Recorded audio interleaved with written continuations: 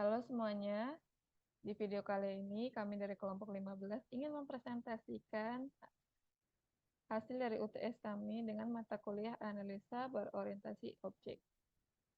Sebelumnya di kelompok 15 ini kami ada 5 orang, namun 1 orang yang tidak aktif, yaitu Mas Wisnu Aryatama.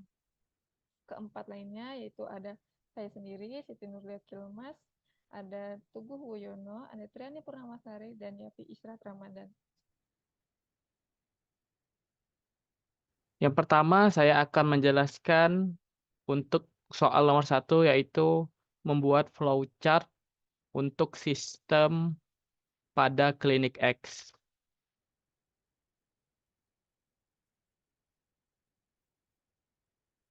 Pertama, flowchart dimulai, kemudian pasien datang ke klinik.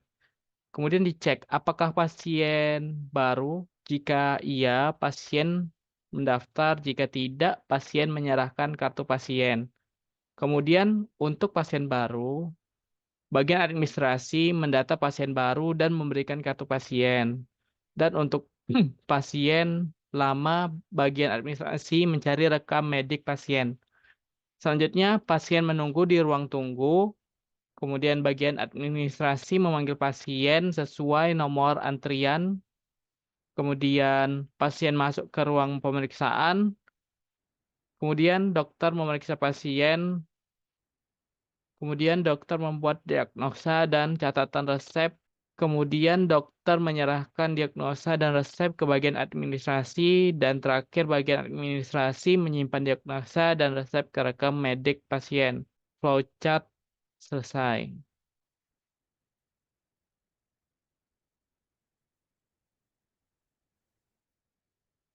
Selanjutnya saya akan menjelaskan analisa permasalahan yang ada pada klinik, di mana mulai dari sistem administrasi, proses pendaftaran ulang, pengelolaan antrian, serta pencatatan diagnosa penyakit dan resep, serta penyimpanan data rekam medis masih dilakukan secara manual, di mana ini sangat tidak efisien dan mudah untuk berkas tersebut hilang ataupun tercecer.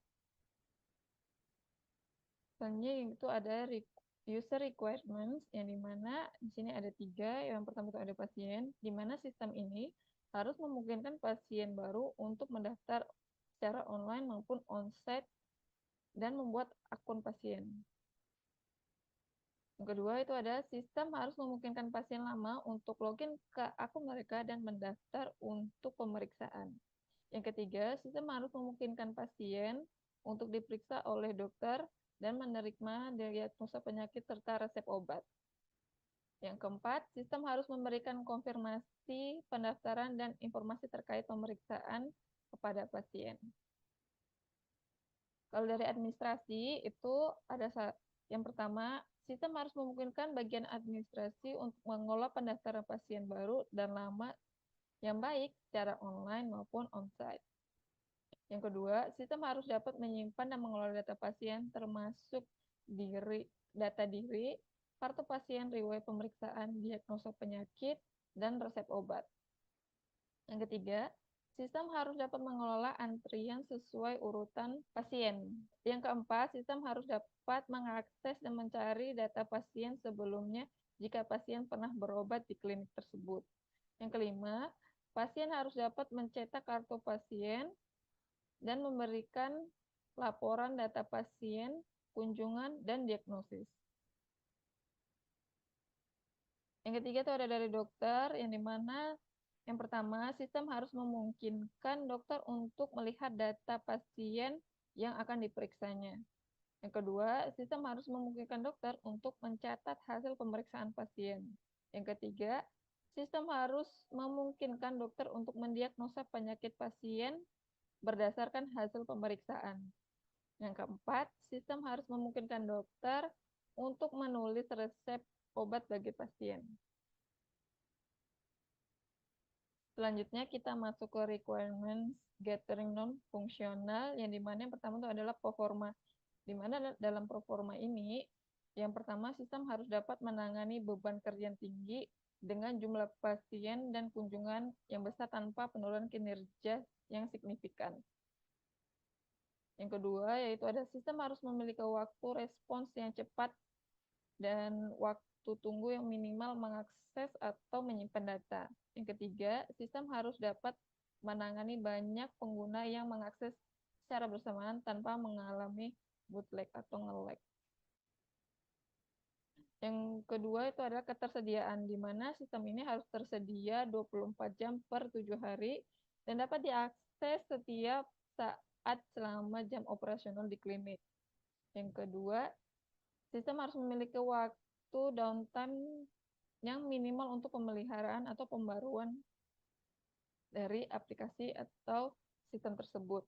Yang ketiga, sistem harus memiliki mekanisme failover yang redundansi untuk menjamin ketersediaan layanan saat terjadi gangguan atau kegagalan sistem.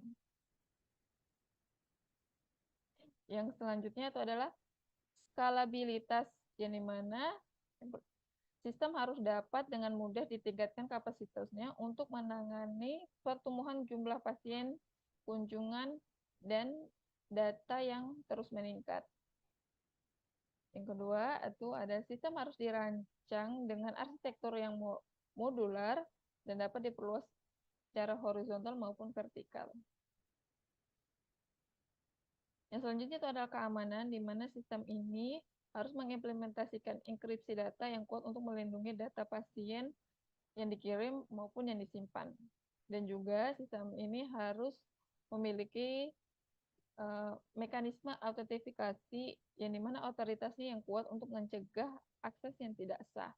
Dan juga sistemnya juga harus dilengkapi dengan firewall di mana sistem deteksi instruksi untuk melindungi dari serangan cyber. Yang selanjutnya itu adalah pemeliharaan, di mana kita tahu pemeliharaan sistem itu sangat penting. Jadi sistem ini harus dirancang dengan prinsip-prinsip pemrograman yang baik untuk memudahkan pemeliharaan dan pengembangan yang lebih lanjut. Dan yang kedua itu adalah vendor yang harus menyediakan dokumentasi sistem yang lengkap dan jelas. Yang ketiga, vendor harus menyediakan dukungan teknis yang responsif dan memadai. Selanjutnya yaitu adalah kepatuhan, di mana sistem ini itu kan ada sistem klinik yang dimana ada peraturan-peraturan yang harus dipatuhi. Jadi sistem ini harus mematuhi peraturan dan standar keamanan data serta privasi medis yang berlaku. Yang terakhir itu ada kompatibilitas, yang dimana sistem harus compatible dengan berbagai perangkat, mau itu di desktop, laptop, tablet, maupun ponsel, dan juga dapat dioperasikan pada sistem operasi yang umum digunakan.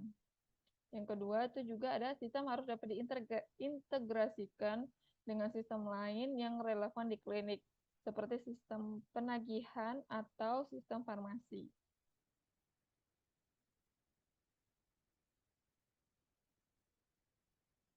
Baik, sekian dari saya. Selanjutnya akan dijelaskan kepada teman saya. Nah, berikut use case diagramnya. Di sini terdapat 4 aktor, yaitu pasien baru, pasien lama, admin, dan dokter. Hal pertama yang dilakukan adalah pasien baru melakukan pendaftaran bersama admin, lalu pasien lama melakukan pendaftaran ulang dengan aktor pendukung yaitu admin. Setelah pasien baru melakukan pendaftaran, admin mencetak kartu pasien dan memberikannya kepada pasien baru. Pasien baru dan pasien lama menyerahkan kartu pasien ke admin. Lalu admin memberikan nomor antrian kepada pasien dan pasien melakukan use case menunggu antrian. Lalu setelah menunggu beberapa waktu, admin memanggil pasien bahwa dokter akan melakukan pemeriksaan terhadap pasien. Hal yang pertama dilakukan dokter adalah memeriksa rekam medis pasien lama untuk melihat riwayat penyakit yang diderita oleh pasien.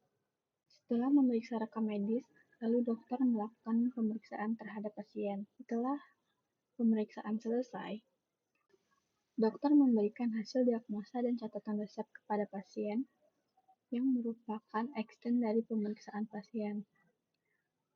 Lalu dilakukan use case menyimpan rekam medis yang dilakukan oleh admin. Use case tersebut merupakan extend dari use case memberikan hasil diagnosa dan catatan resep. Setelah dokter memberikan hasil diagnosa dan catatan resep pasien kepada pasien, pasien lalu mengambil obat yang dimana pengambilan obat merupakan extends dari use case memberikan hasil diagnosa dan catatan resepnya. Itulah penjelasan use case dari perencanaan sistem klinik X. Lalu dilanjutkan dengan tabel penjelasan pada setiap case-nya.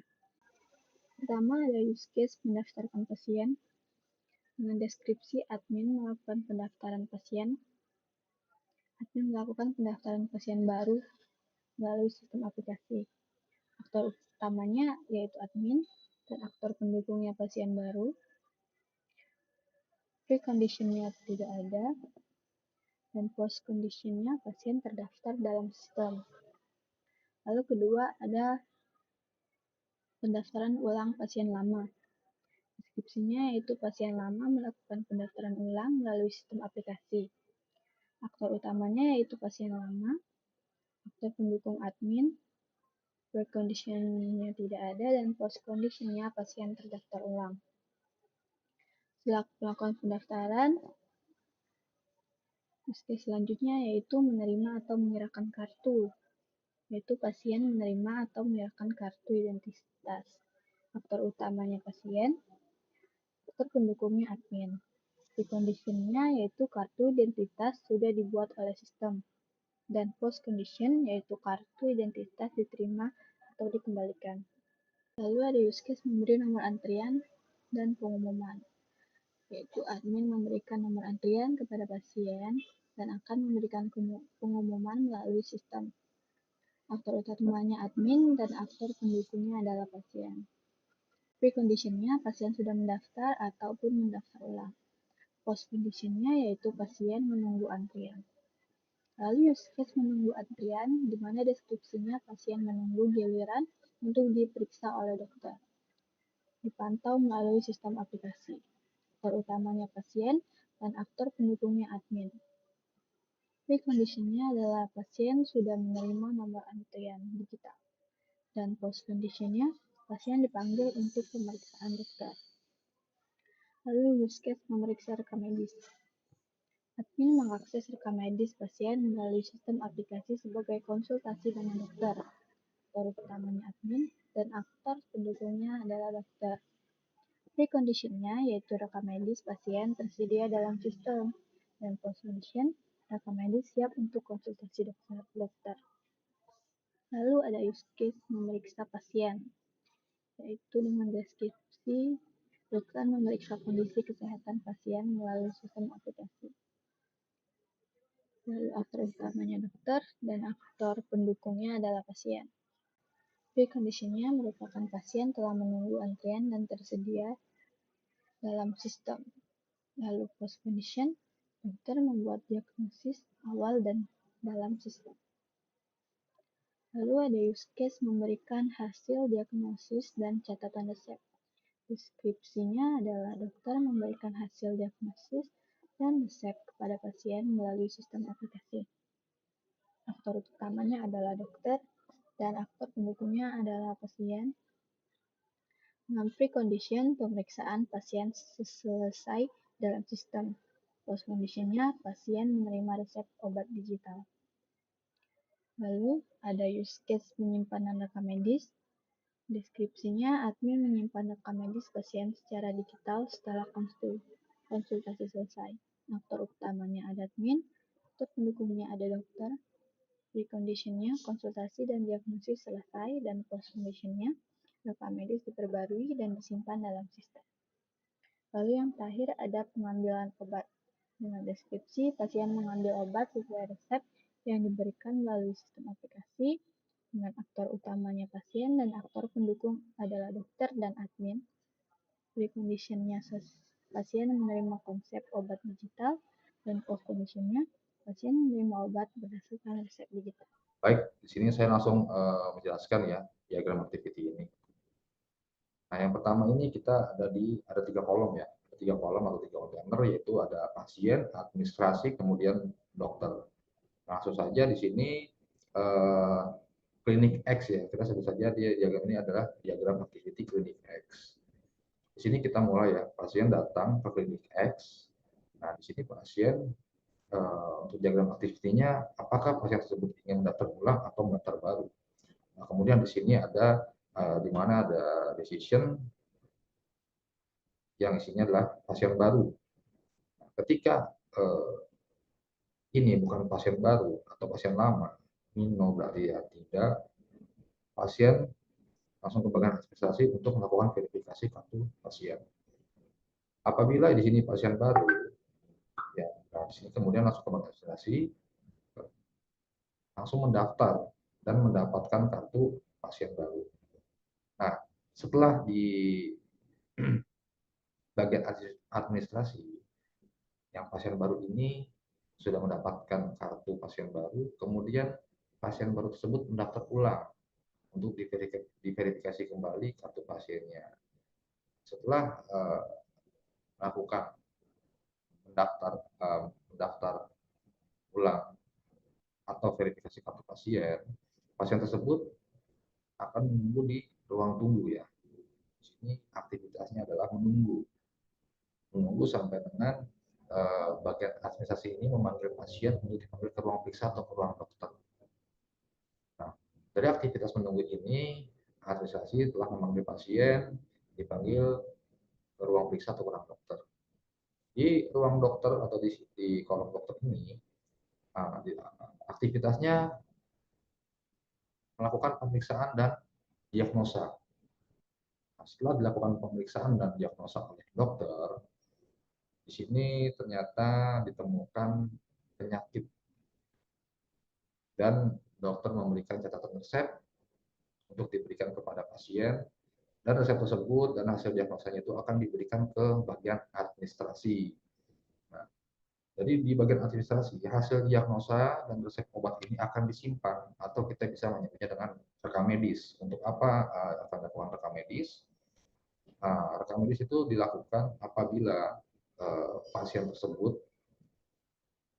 datang kembali untuk berobat ke klinik ini, dan rekam medis ini kita sudah punya data ya, punya histori, dan kita bisa melakukan evaluasi apakah pasien tersebut membaik atau tidak. Kemudian dari hasil diagnosa dan resep obat yang diberikan oleh dokter, di bagian administrasi ini mereka menyiapkan resep obat yang nantinya akan diberikan oleh pasien, yang akan diberikan kepada pasien ya. Nah, setelah disimpan rekam medis, kemudian di sini sudah bisa aktivitasnya adalah menyiapkan obat, dan dari bagian administrasi ini memberikan obat dan hasil diagnosa kepada pasien. Dan aktivitas pasien di sini adalah melakukan pembayaran dan menerima obat. Kemudian di sini sudah selesai ya. Demikian kurang lebihnya saya mohon maaf. Assalamualaikum warahmatullahi